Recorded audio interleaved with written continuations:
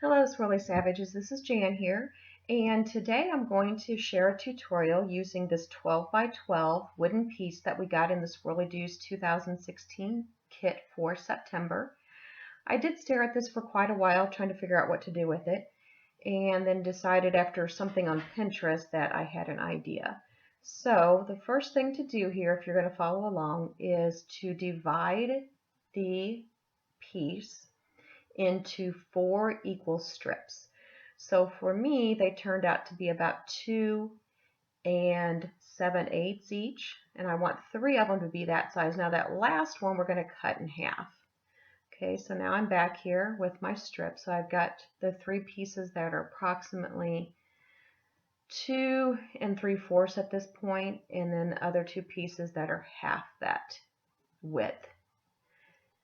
And now I'm just sanding down the edges, and I wanted the corners to be rounded, not the right angles they were.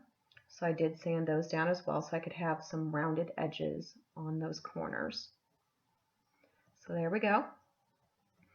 Now we're going to start the setup here, and I'm using my mat to help me line up these 3 pieces evenly. So I've got those lined up, and I did want a little bit of a gap there. And then I'm using 3D gloss gel to attach the other strips across the top and the bottom. And they were about 8 3/4 of an inch long. Okay. Now I'm using some tiny nails and nailing in here. Don't really need this, but I wanted it on there for the look. And these nails were actually included in a metal trim piece that we got in an earlier Swirly-Doos kit. They were a bit too long, so after I nailed them in partially, I had to flip it over and complete the nailing and then cut the backs off. So that's with them nailed in completely and had the backs trimmed off. Now I'm just using an off-white paint here and just painting the entire thing, the off-white.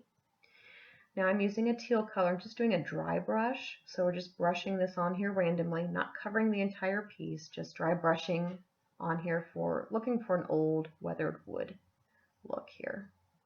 So I started out with a foam brush and then I switched over to an actual paint brush to finish this off. And again, we're not covering the entire piece with the teal.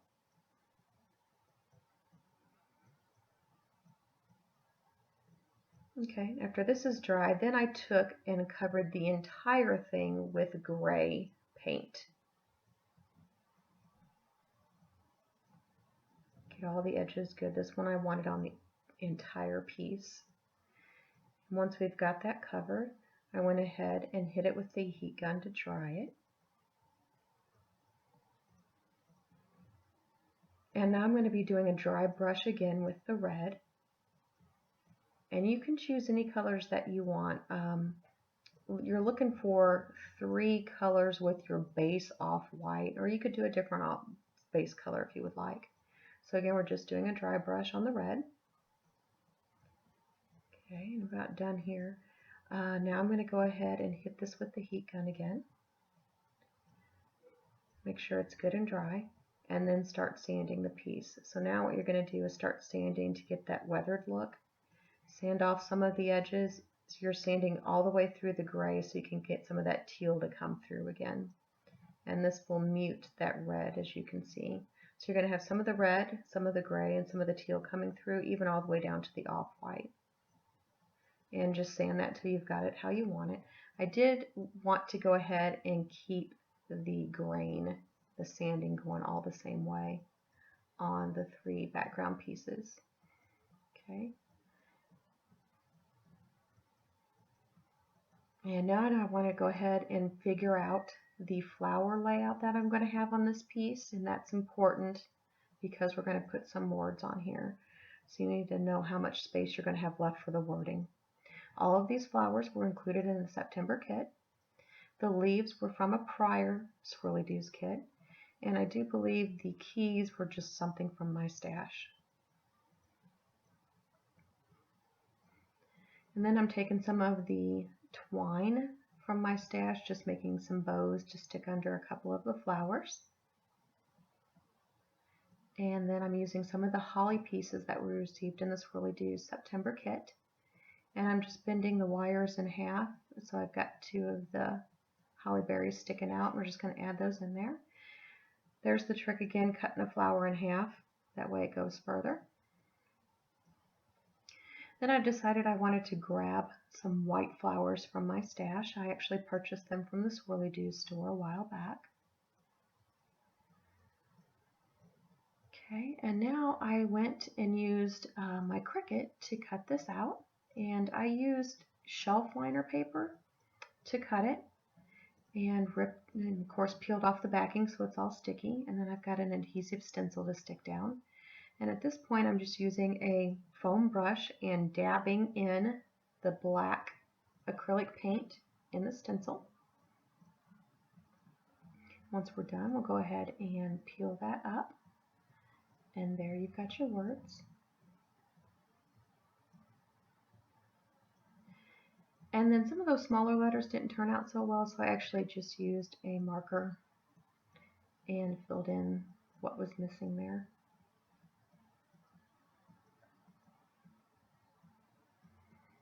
Okay, so here's what we have so far. Now it's time to go ahead and go back and start adding the flowers.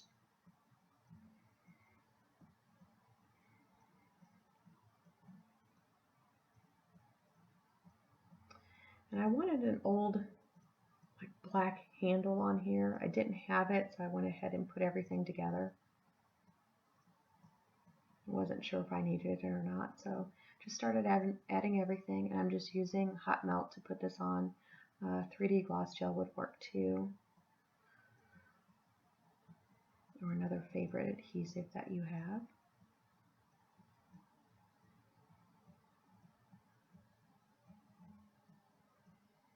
Just doing a small cluster in the top and our big main cluster here.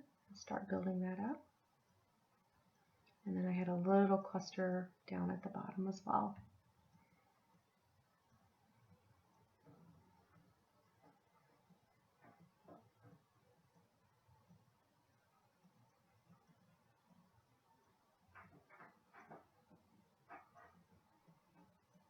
And it's the white flowers that were in my stash from a purchase from Swirly Doos.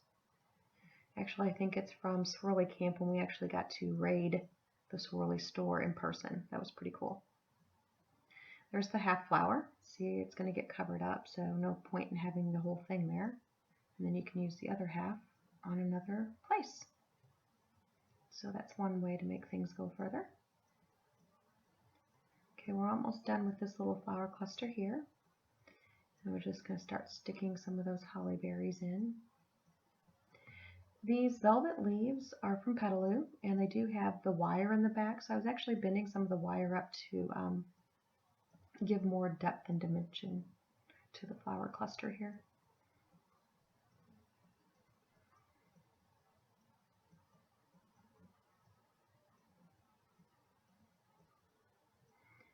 And then a couple of keys tied on some twine, and that's from my stash.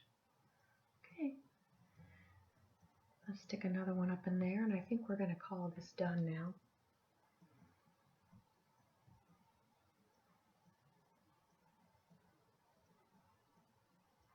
And there you go.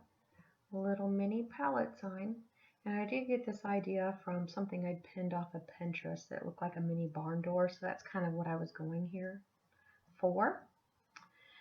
I did decide after I had this all completed that yes, I did need that little black handle. So I went to Lowe's and got the handle. It only cost $1.48, I believe, with tax. So there's the black handle that I added in. And I used 3D gloss gel to attach that and a couple of clamps until it dried. Only thing left to do is add a picture hanger on the back and it'll be ready to go.